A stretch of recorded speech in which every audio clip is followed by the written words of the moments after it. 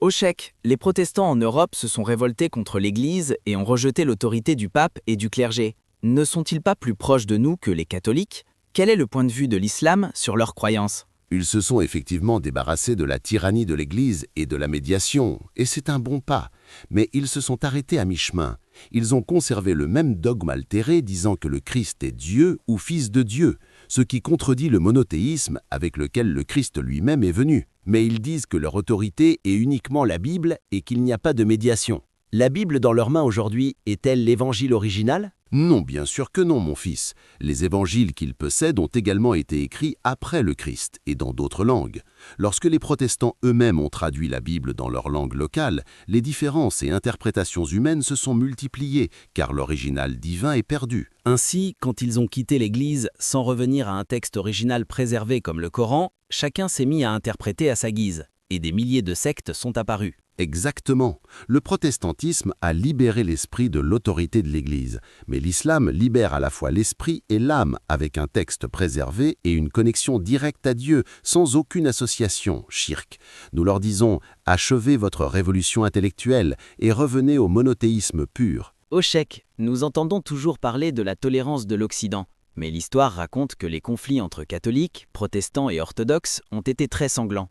Quelle est la réalité de ces conflits? La vérité est que ce furent des guerres qui ont tué des millions de personnes, et le Coran a diagnostiqué cela précisément quand il a dit « Nous avons suscité entre eux l'inimitié et la haine jusqu'au jour de la résurrection ».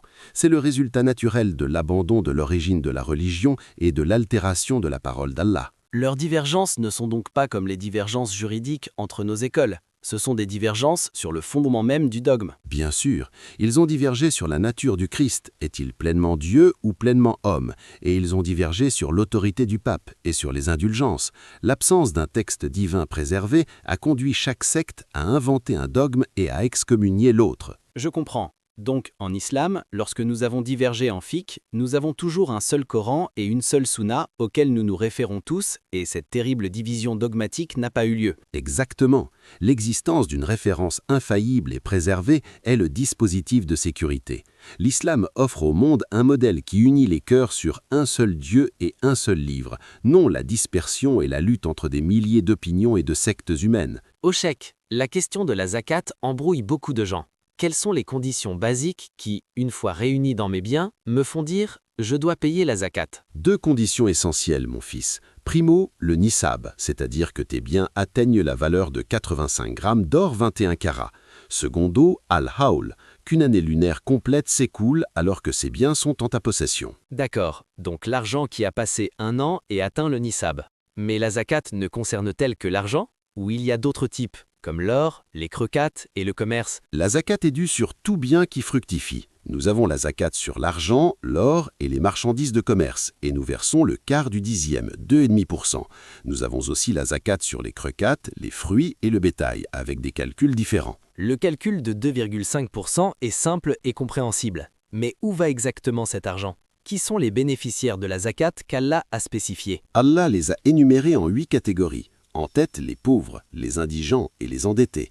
La zakat n'est pas un impôt qui diminue ta richesse, c'est un dispositif de sécurité qui élimine la pauvreté et bénit ta subsistance.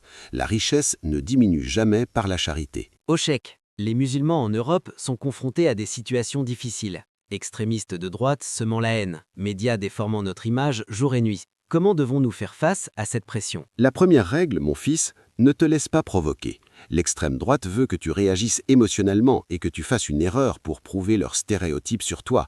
Le Coran nous a enseigné, quand les ignorants leur adressent la parole, ils disent « paix ». Le calme ici est le colme de la force. Et les médias échassent la moindre erreur d'un musulman pour l'amplifier. Comment répondre à cette déformation constante et montrer notre vraie réalité? La réponse la plus forte aux médias, c'est ton comportement et ton succès. Quand tu es le musulman qui réussit, honnête, excellent dans tes études et ton travail et qui sert ta communauté, tu anéantis le récit des médias racistes sans même parler. Tes actions sont ce qui répond. Donc, pas de confrontation dans la rue, nous concentrons sur notre réussite et utilisons la loi et les institutions juridiques de ces pays si nous subissons une agression ou une discrimination. Exactement. L'Europe est un état de loi. Joue avec eux sur le terrain juridique et défends tes droits comme citoyen. Sois fier de ta religion, sage dans tes réponses et positif dans ta communauté. Repousse le mal par ce qui est meilleur. Le mal fond devant la noblesse des mœurs. Au Cheikh, nos cœurs se brisent en voyant les épreuves des musulmans partout, surtout notre peuple en Palestine. Nous sommes ici en Europe impuissants. Comment pouvons-nous soutenir les causes de notre communauté sans enfreindre les lois des pays où nous vivons? Que ton cœur soit saint, mon fils. Ta douleur est un signe de foi. Comme un seul corps, si un membre se plaint, tout le corps lui répond. Le soutien en Europe n'est pas par la violence, ni par les cris qui n'apportent rien. Le soutien là-bas a d'autres portes plus intelligentes et plus fortes. Quelles sont ces portes, au Cheikh? Nous allons à des manifestations, mais parfois nous sentons que notre voix n'est pas entendue ou que les médias occidentaux déforment notre mouvement. Les manifestations pacifiques sont bonnes comme message, mais plus fort qu'elles est le travail institutionnel. Utilisez vos droits de citoyen, faites pression sur les députés de vos inscriptions, écrivez à la presse dans leur langue, soutenez les associations juridiques et de défense des droits de l'homme qui documentent les crimes. La parole organisée là-bas fait des merveilles. Donc nous agissons comme un bloc conscient utilisant la loi, la liberté d'expression et le vote pour forcer les politiciens là-bas à respecter les questions de justice. Exactement. La religion nous enseigne à être intelligents. Soutenez vos frères d'abord par l'invocation sincère, dura, puis par les dons officiels et dignes de confiance, enfin par la pression politique et juridique intelligente. Soyez de vrais ambassadeurs influents pour vos causes et ne sous-estimez aucun effort organisé. Au Cheikh, il y a un cauchemar terrifiant qui frappe les familles musulmanes en Europe. Leurs enfants leur sont retirés sous prétexte de violences domestiques ou de mauvais traitements. Comment les parents peuvent-ils protéger leurs enfants et préserver leur famille en Europe? Tout d'abord, mon fils, il faut comprendre que la violence et les coups excessifs ne viennent pas de l'islam. Le prophète sallallahu alayhi wa sallam n'a jamais frappé un enfant. Si nous élevons nos enfants avec miséricorde, compréhension et amitié, nous ne tomberons pas dans le piège de la violence que les lois européennes punissent sévèrement. Donc parfois le problème est le style d'éducation violent auquel nous sommes habitués dans nos pays d'origine? Et comment les parents peuvent-ils connaître les limites de la loi en Europe pour ne pas faire d'erreur? Bien sûr, les parents doivent comprendre que la loi là-bas considère les cris constants, la pression psychologique et physique comme des crimes.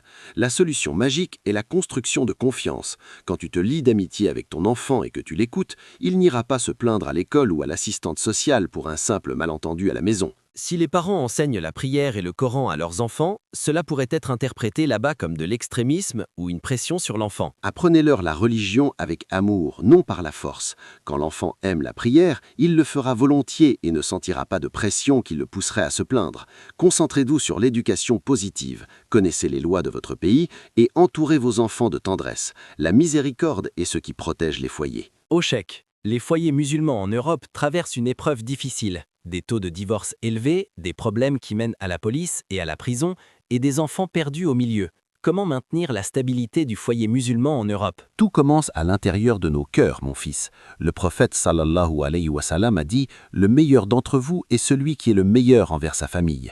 Celui qui traite sa famille avec douceur et miséricorde n'arrivera jamais aux coups ou aux insultes que les lois européennes considèrent comme des crimes immédiats menant en prison. » Donc le problème est que certains hommes se comportent là-bas avec la même mentalité ancienne et dure, sans réaliser que la loi ne permet aucune violence physique ni psychologique. Bien sûr, là-bas la loi ne fait pas de cadeaux. Lever la main ou même les menaces verbales suffisent à faire éclater toute une famille et faire retirer les enfants par la police.